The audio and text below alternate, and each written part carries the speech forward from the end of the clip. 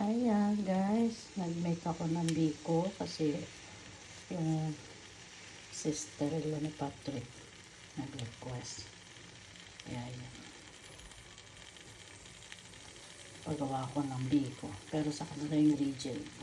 Ginawa ako lang. Yan, ang biko nila.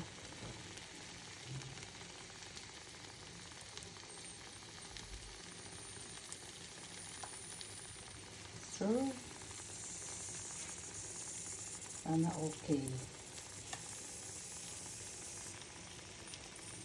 Yan ang aking bikong ginagawa.